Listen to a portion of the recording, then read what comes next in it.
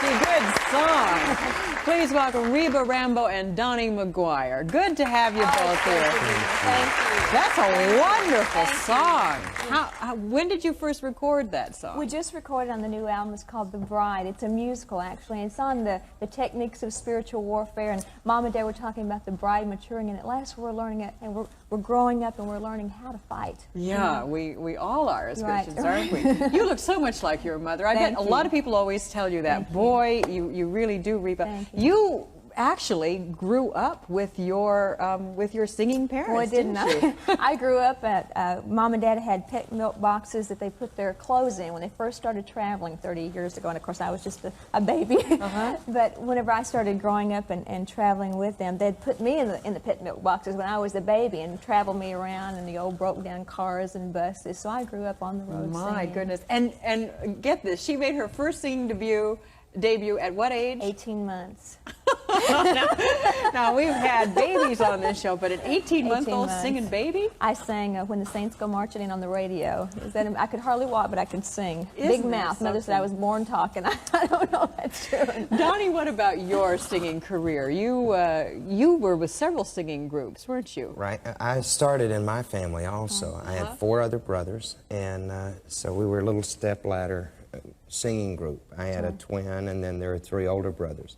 And I was the baby, so my dad played the guitar. My mom kind of taught us the parts, and then the boys would all sing. So I sang with them for about, till I was 14, then I moved to California. Worked on the West Coast with a group out there, a family group.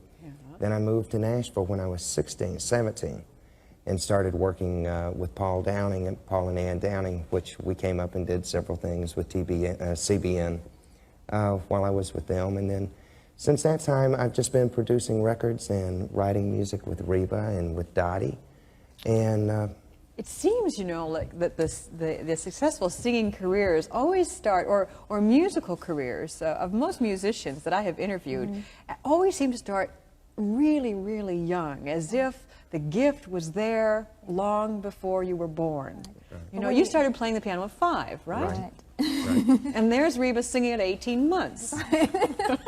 Donnie's mother made sure he started playing the piano at 5, and she was one of these kind of moms that says, you're going to be in the ministry, I've given you to the Lord, and you're going to work for the Lord. And she was that way with all the boys, and they all have beautiful gifts of music and ministry. His one brother is a minister, and of course Donnie and I were ordained in November, so now she has 2 sons that are ministers. Oh my, isn't that's very exciting. It really is. Now, at the age of 6, I understand, you went to live a more normal life off the road with your grandparents. Now, what did you do with your Did you miss, even at the little age of 6, did you miss? I miss Mom and Dad, but you know what, the Lord is so good. Whenever Mom and Dad would travel, a lot of people say, how could you not resent them? The Lord gave me something that whenever I knew that they had to travel, I just knew it. I never cried. Mother never left and saw me crying. She'd cry, but I'd leave smiling. I said, Lord, help me to smile when they leave. And the Lord really helped me. I had beautiful grandparents and aunts and uncles that watched out after me. But something happened when I was 13. The last trip they left me on, I cried. And it just broke my heart that they were leaving. And the girl that had been singing with them for 12 years was getting married. And they hired another girl to sing with them. And she was an alto, Mother's an alto, and a lead and 2 altos don't make a trio. And one day in my frustration, listening to this other girl sing with them, I said, Mama, this is, Pat was the girl's name. I said, Pat, this is the way the part goes. Mother hadn't heard me sing in years because I always wanted to be a surgeon. I didn't want to be a singer. Really? Right. And I started singing the part in my frustration to teach this other alto the tenor part. And Mother, the tears started running down her face. She says, Reba, I had no idea. I haven't heard you sing since you were a little girl. And she said, can you go with us on this tour? This was in December, and I said, all right, I'll go on this tour. And then she says, well, can you go to school by correspondence till, you know, for a few months till we find somebody? Well, that was 20 years ago, and I never found anybody. So you finished school through correspondence, and you've been singing up a storm ever since, haven't you? Ever since. Also went out with Andre Crouch. Right, I traveled with him for a year, and that was like going to Bible school. Dad had a heart attack, or 5 heart attacks in 1 year, and doctors said we could never travel again. Of course, the Lord knew better. But anyway, while he was sick, Andre called and said, can you come do a 2-week tour with us? I said, fine. Well, that 2-week tour lasted almost a year, and the Lord miraculously healed my father, and I went back to work traveling with Mom and Dad then. But that year on the road with the disciples on that bus, we practiced you know, not only practice singing, but we practice living the Word. And I will always appreciate Andre and Sandra for kind of picking me up at a low point in my life, and they really taught the Word to me. And Andre helped me to sing. I'd always sing country music with Mom and Dad.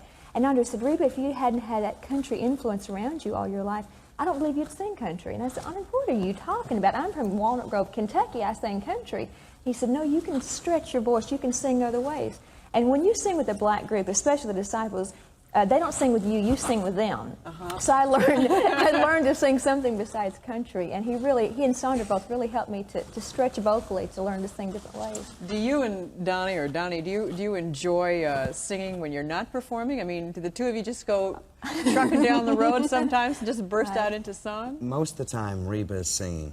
In the car, she's always humming this or she's humming that. And we write a lot of music. Last year we wrote 50-plus new songs. Right.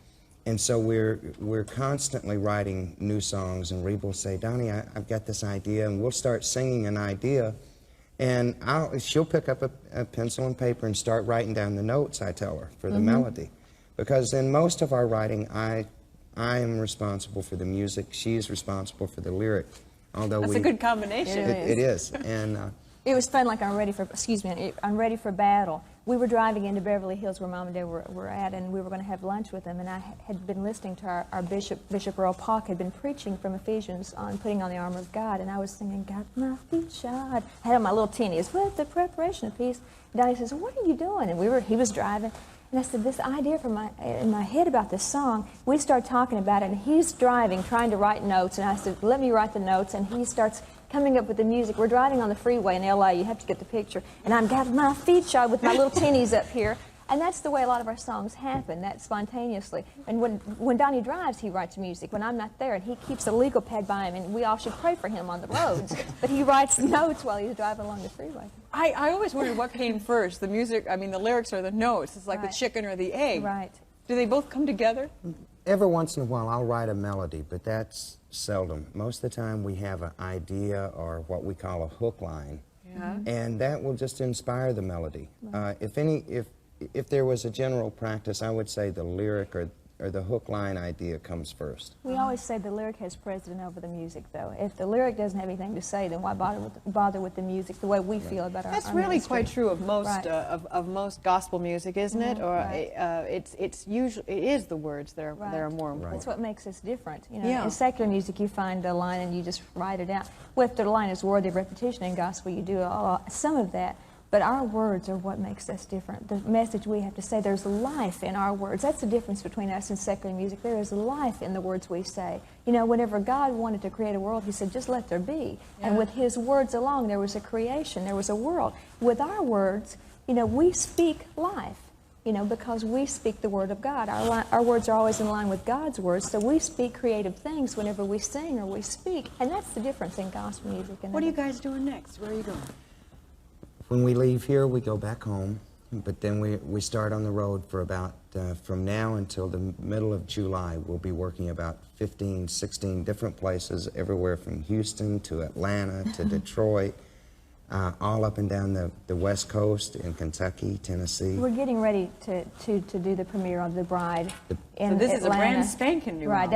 That's a new album called Special Moments from The Bride being the musical. The Bride, of course, being the church. And we're getting ready to do the premiere of that August 25th in Atlanta, Georgia, at our church there. And you ever get tired of the road? Do you ever want to just pull over and get off the road for a while, permanently perhaps? Sometimes we do, but about the time we feel that we really want to get off the road, we'll either get a phone call or we'll get a letter or a series of letters from somebody talking about this little date, maybe in Tuwallop, Georgia, that had we not have been there that night, they wouldn't be alive. Right. And we realize more and more the importance of the ministry that God has given us and the importance of the music ministry in the church today, because there are so many people that will listen to a melody or a song that will never go hear a preacher. Now, after they hear the song and God begins a work in their life, then they will feed themselves on the Word, and God will draw them to the Word, and so they have to go hear ministers. preach the word. We That see cer- ourselves as little seed planters with our songs. We plant the seed, and then we trust somebody else along to water it, and then the Lord to receive the increase. That's what we do. We plant the seeds with our song, let someone else, like a minister that really, can see the fruition of the harvest. That is the inspiration, isn't it, to know that you really are doing the work of the Lord. And it is a delight having met you. I Thank really you. have enjoyed it. God bless you. Many safe trips. Thank Watch out when you. you write the notes. Reba Rambo and Dony McGuire.